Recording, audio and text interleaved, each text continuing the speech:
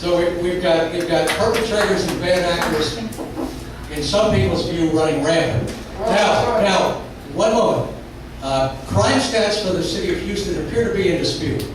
Some would say that major crimes, your major crimes against persons, are actually down. Some would say they're up. You probably have better access to the statistics than we do on a day-to-day basis. Are the crime trends down?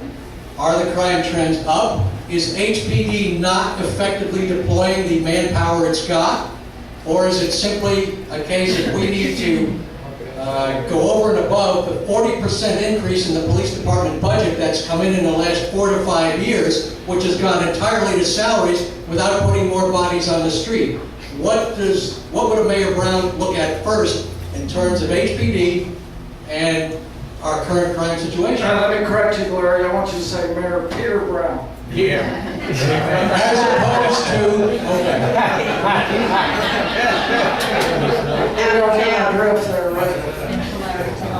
Number one, let me just say this. I'm very familiar with the crime statistics. And there are 9 cities over 1 million population in the United States. Of those 9, Houston is the 7th most dangerous. The safest cities in terms of, you can measure in terms of, you measure in terms of property crimes or violent crimes. And then you add them together, you can do it either way, but the rankings or the lack thereof are the same. The safest city statistically is New York City. Safest city in terms of crime rate by far. They do have more police officers per 1,000 people than we do. Second safest city is Los Angeles, but they have the same number of police officers per 1,000 people as we do. And the third safest city is San Diego, and they've got quite a few less police officers per 1,000 population, or however you measure that, is per 100,000 actually. So I've asked the question, what are they doing in New York, Los Angeles, and San Diego to get the crime rate down when we've got a crime rate that's almost double that of those cities? And to answer your question about where the crime rate's gone, it's gone kind of like this in the last 4 to 6 years. There has been a little blip downward, but it's not any kind of major change in the crime rate, and it could go up again. Basically, under Bill White, it's remained steady, which may be an accomplishment in itself, but here's what we need to do. We do need to get more police officers from behind desks out on patrol on the beat. And I pushed for that on City Council, and actually I was amazed to hear from Chief Hurt that we actually had a program to get officers off desk jobs and on patrol. That's happening, so we need to do more of that. But let me tell you what they have, if I could just take a second to explain this.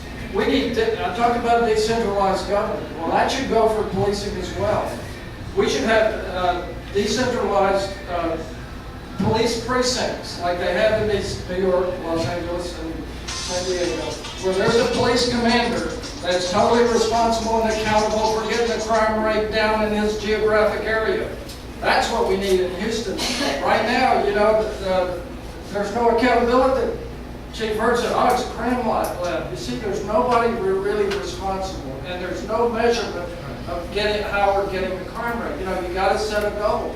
I want us to be one of the 3 safest cities in America, not among the 3 least safe.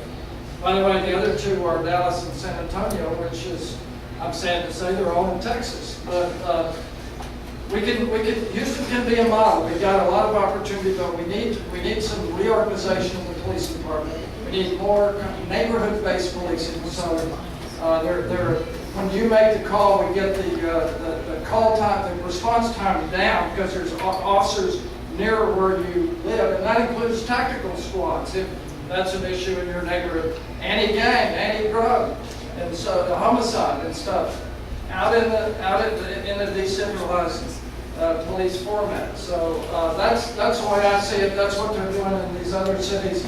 William Bratton was the chief of police under Mayor Giuliani. He got the crime rate down. Now he's in Los Angeles.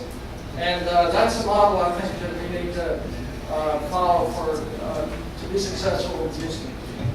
Mr. Brown, rightly or wrongly, there is a perception that illegal immigrants are responsible for a large portion of our area crime.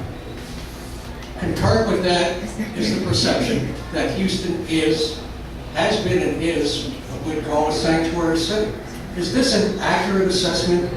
And if indeed it is an accurate assessment that Houston is not cooperative with the federal authorities in sending these bad actors off to wherever they need to be sent to, how would the Peter Brown administration address this? There's some who say we are a sanctuary city. There's some who say we're not. When I'm mayor of the city of Houston, Houston will not be a sanctuary city.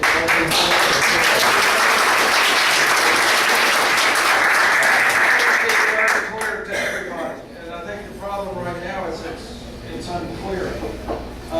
There are a couple of things that I would simply add to that. We need to be more cooperative with other agencies of law enforcement, particularly the Sheriff's Department and ICE, the immigration authorities. They're hard pressed, by the way, you've read the paper. They're understaffed, the immigration agents.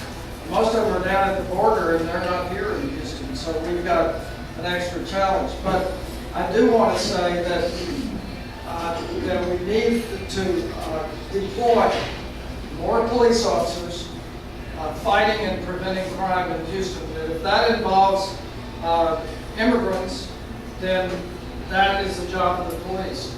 But I think we do not have the resources. I don't want to disappoint you, but we do not have the resources to artificially go out and question people just because of the way they may look. If they are involved in a crime or a suspected crime, then we report them.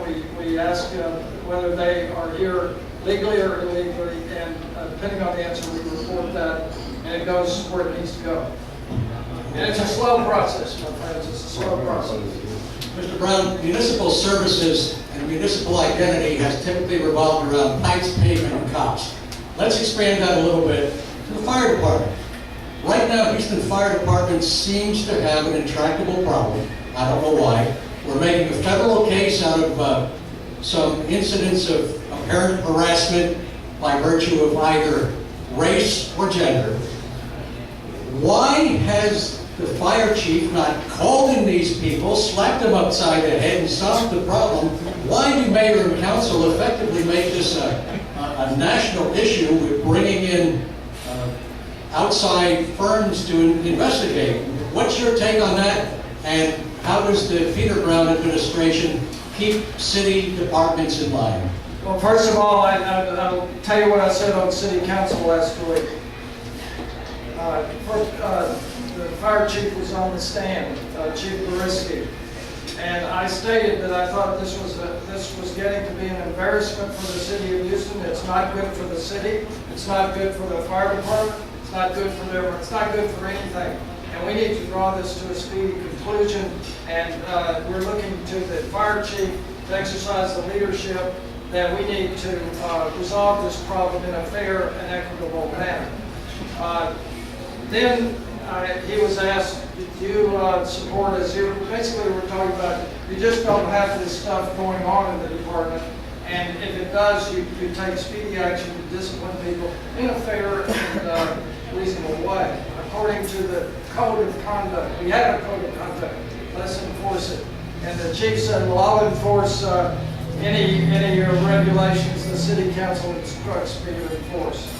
And you see, that's not leadership. That's passing the buck.